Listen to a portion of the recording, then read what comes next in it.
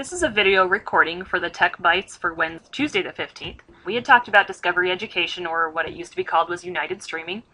Last week I had sent out an email and made sure that you guys all had the passcode if you need to sign up for a new account. What you need to do is go to discoveryeducation.com. Hopefully if you're in the computer lab, you guys can get logged in and do some of this while you're there, so you can set some things up to take back to your classroom. So you want to go ahead and get logged in if you're not already. And you're going to come up to this page in Discovery Education. They've changed a few things around since they originally did this, which is really nice. A couple of the things that you can do is on this day, news and noteworthy and updated events. So if you want something really quick for your class to bring in, you can always look through those. These change every day, and you can also change the thread. So if you want to bring in science, it gives you something for that day.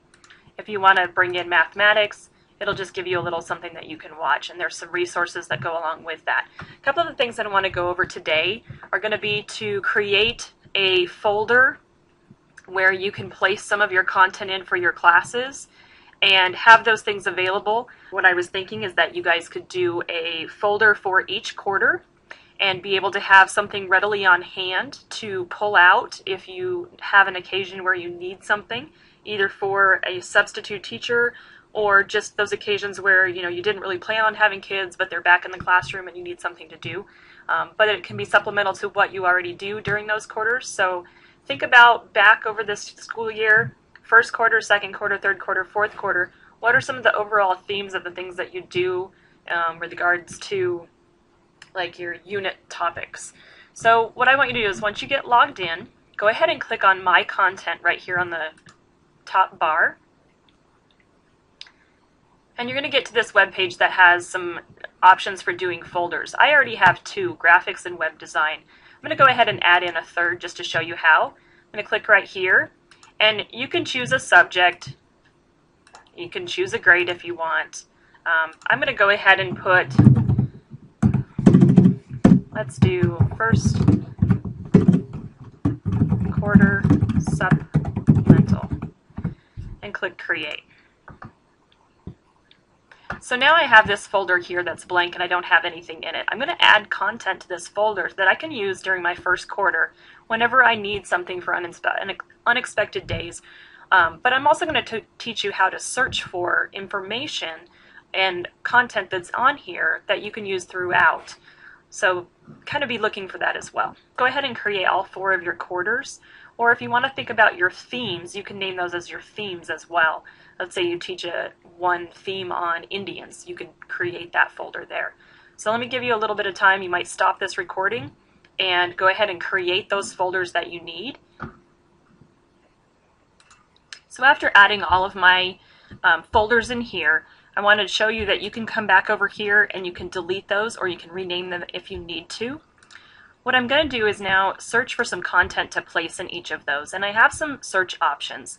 So if you click up here on the search tab, you notice that it has all services. We only have Discovery Streaming, but you can search all content. So if you wanted to see videos or clip art, you can do that as well, or if you have a particular age range. I'm going to go ahead and click on 9 through 12, and I'm going to search for art. Now after I search for art, it comes up and it shows me that there's 2,262 results.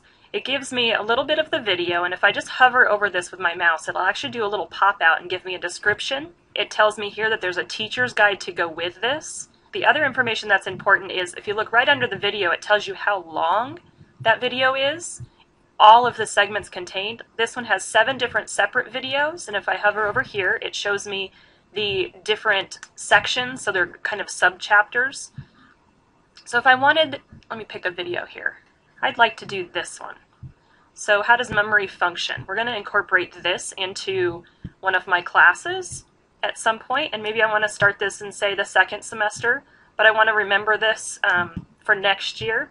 So I'm going to go ahead and just put my cursor over it. I'm not clicking, I'm just hovering. I'm going to click Add to Content. And when I do that, it comes up to another screen that shows me my folders. And I'm going to click on Second Quarter Supplemental, or I could even click on Graphic Arts if I wanted. So I'm going to click Add there. I'm going to close this, and I'm going to go back and continue searching for other videos that I think will be interesting to incorporate. And I'm just going to go ahead and add those all into my folder so that I have a nice playlist that I can go back and refer to. But I do want to make sure that you look at teacher or Blackline masters that come with those. They're PDF files, so I can click on those at any point and open them up. Sometimes these will have additional activities or additional material that you would want to use with your class. They may have printouts that you could use, but those are always valuable to check on. The Blackline masters are going to be the printouts, but it starts out and gives you your entire lesson plan, the materials that you need, the procedures that you can take for it. It gives you additional websites that you can go to with activities.